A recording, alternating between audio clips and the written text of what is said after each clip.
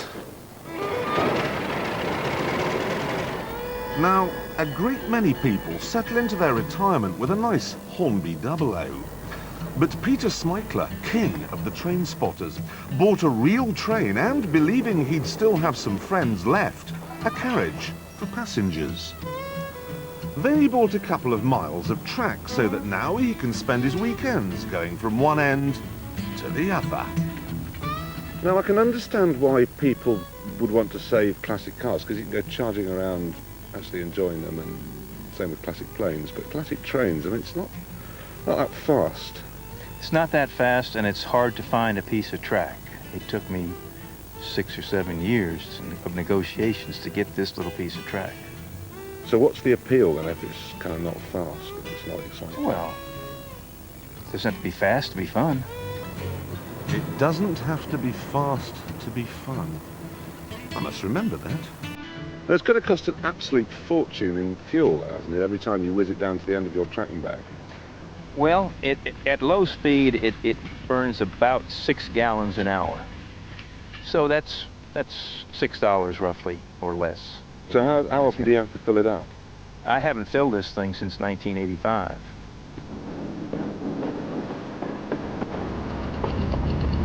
Golf! Interesting pastime, comparatively. I take slides of railways all over the world, I guess. How many have you got? Well, I just really started in 1980, and I've taken some 60,000 slides since then. 60,000? 60,000, yes. Of trains? I mean, of trains. Do you have an anorak? What is that? An anorak is like a coat with a furry bit round here and an orange lining. And train spotters wear them when they go down the end of railway platforms too. No. You don't have one? No, I don't have that. No. So can I blow your whistle then? Yes, you can.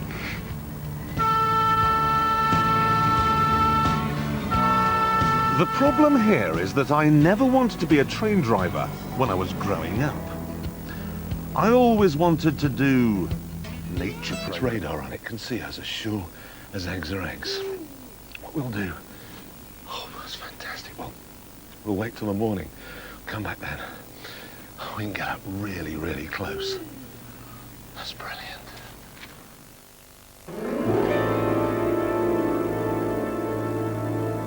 The Gulf War began at 2:38 a.m. on January the 19th, 1991, when two of Saddam Hussein's most vital early warning radar stations suddenly went off the air.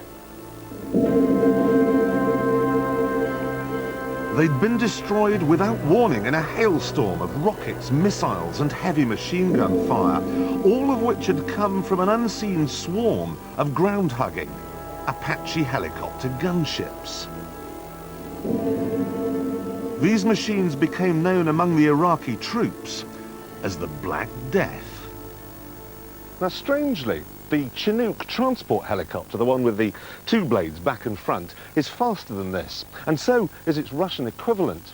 A lot of civilian helicopters will outmaneuver it, but you have to admit that no helicopter on the planet is quite so devastatingly ugly.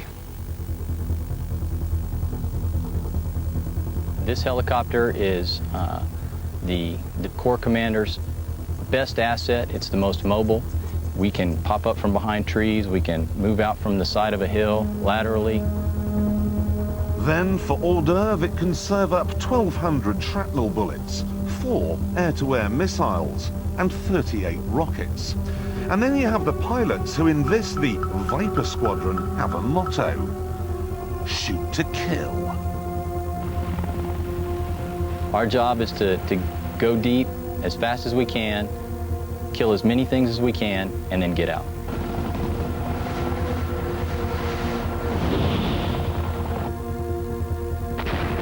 Scary, hairy-chested stuff, all those rockets and bullets, and we haven't even got to the main course yet. The Apache carries 8 Hellfire missiles, each of which accelerates from 0 to 1,000 miles an hour in 2 seconds. They may only carry 14 pounds of explosives, but that is enough to completely annihilate a steel-reinforced concrete bunker, and there's still enough energy left over to make an 8-foot hole in the ground on the other side. Rather worrying, really. It's a new target. The Hellfire is our primary weapon system. We use that for long standoff targets. We engage primarily heavy armor targets. A tank? Yes, sir. A tank. And how much of a mess would a Hellfire make of a tank? A Hellfire makes a really good mess of a tank. And how much do they cost? The Hellfires today are running about anywhere from $30,000 to $60,000, depending on the model that you're using at the time. $60,000? Yes, sir. You need to make sure you're going to hit it then. Yes, sir. It will, because the Apache has turned Firefox science fiction into science fact. It can see a target 3 miles away, even at night, through its wart, that nose-mounted camera. How do you make the camera look where you want to go? Well, right here on the aircraft, we have sensor surveying units that spray out IR energy. There's one on each side of the pilot's head. What's IR energy? It's infrared energy. Yeah.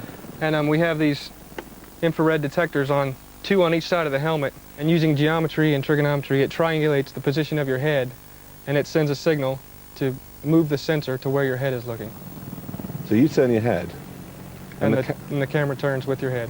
and the gun as well? If you want it to, if you select the gun as your weapon. Gosh. And there's more, because someone still has to fly this 225-mile-an-hour twin-engined, 3,500 horsepower monster, usually in the dark. It's this flying at night business that fascinates me. How on earth do you see where you're going? We have a sensor that's mounted 10 feet forward and 3 feet down from the pilot's seat that picks up infrared energy, converts it through electrical signals to a video signal, and it projects it on this monocle right here that we clip to our helmet right in front of our eye, so we can see our whole world in infrared. You have a binocular rivalry. Your left eye is usually mainly focused on the cockpit instruments, making sure all the instrumentation is correct and all the systems are working correctly, and your right eye is used to fly. You're joking? No, completely serious. So you can operate both eyes independently of one another? Yes, we learn how to do that. Okay, you're sitting in a helicopter being shot at, yeah, and the thing's violently moving around, and you've got one eye looking at a monocle, and the other one looking at the thing, and you're trying to find enemy targets. Right. How on earth do you keep it all together? Practice. Practice is the main reason why of the 235 Apaches sent to the Gulf, 234 came home. Between them, they destroyed more than 500 enemy tanks.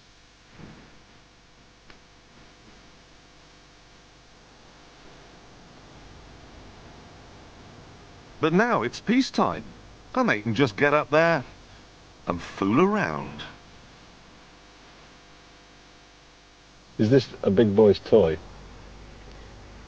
You can look at it as a big boy's toy because it's very maneuverable, you know, and when you get to go out on live fire exercises, you know, you get to just have fun with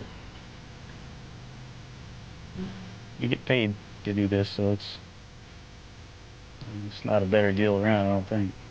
I love what I do. It's a good job. I'm glad I can serve my country doing something like this. If you have to go to combat, this is what I'd want to be in. Next year, the British Army is buying 67 Apaches, the best gunship in the world being flown by the best pilots.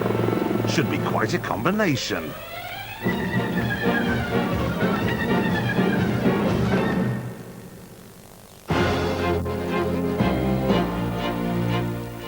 An exhilarating trip in an F-15 fighter plane next week. Extreme Machines is at the same time here on BBC Two, 8:30. Next tonight, a real mystery to solve in Meet the Ancestors.